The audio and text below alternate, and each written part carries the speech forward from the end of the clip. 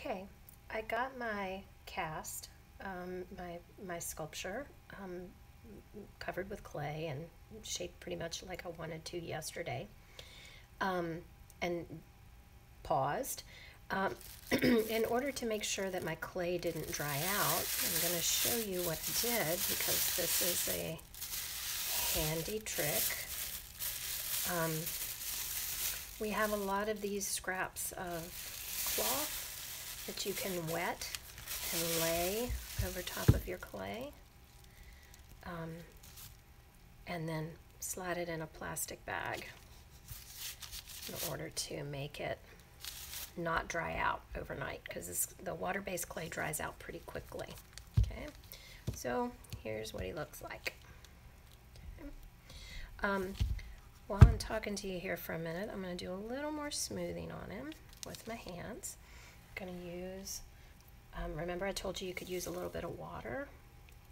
Here's some water. I'm just going to lightly go over him with a little bit of water,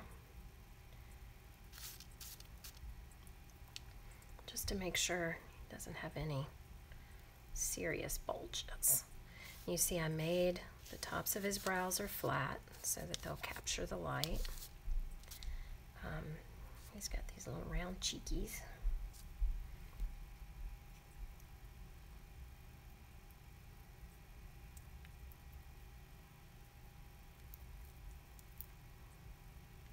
He's fairly smooth. I even, if you see, I even did sort of a flattening on the nose there. Okay.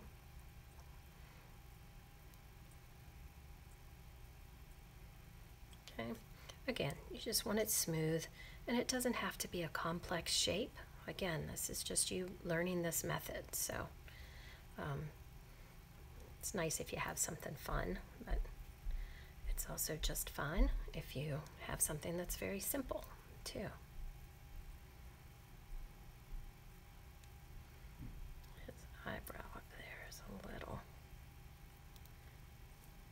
dicey, but we're gonna go with it anyway. You know, see, I've got a lot of rough back there, but again, he's just a sample, so we're gonna go ahead and go with him as he is. Okay, so here he is.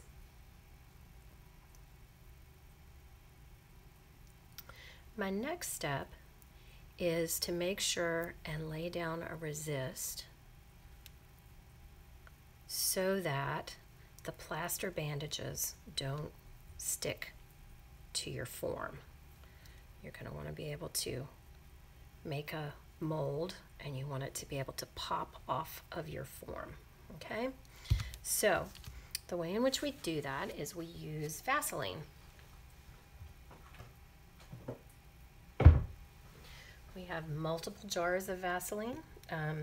Again, as I pointed out in the video, it's just generic petroleum jelly, and I'm going to take just on my fingers, and I'm just going to put a light coating of it, especially on the plaster, because your plaster bandages want to adhere to plaster. So you want to make sure that you cover all of your plaster that might be touched by your bandages when they're activated. You want to make sure you cover all of that with a thin coating of Vaseline. Okay.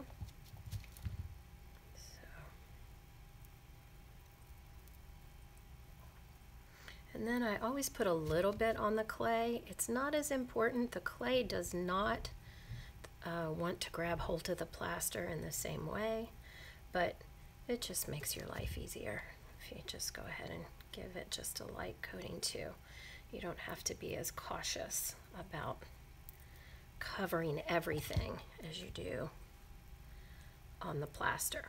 I'm also, even though I'm not going to cast down here, I'm not going to put the bandages down here very much.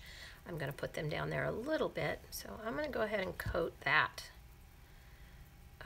Again, you're not hurting the plaster form by putting Vaseline on it. So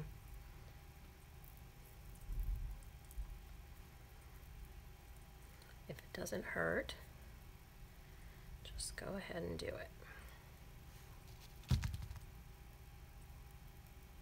Okay. Well, my plaster seems pretty good. You see how nice and shiny he is? I'm not going to go down under the chin, but I am going to go down here just to make sure that everything that could possibly be touched by those bandages is coated. Okay. There you go. All right. Now, the next thing that you want to do to prep, and I'm going to take one of these rags and wipe my hands off here. There are plenty of paper towels down here that you can use to wipe your hands on. I just have these convenient wet cloths there. The next thing that you want to do is you want to cut your plaster bandages. You'll need a roll for this. And the roll looks like this. Okay. I'm going to slide these things out of the way so that you can see me cut the bandages. And what you want is you want a variety of sizes. So you want some that you're just going to cut the bandage itself into about a 3-inch strip, because you're going to want some bigger strips like that. Okay. Then you're also going to want some thinner strips of maybe that length. Okay, so I'm going to cut me a pile of thinner strips like that.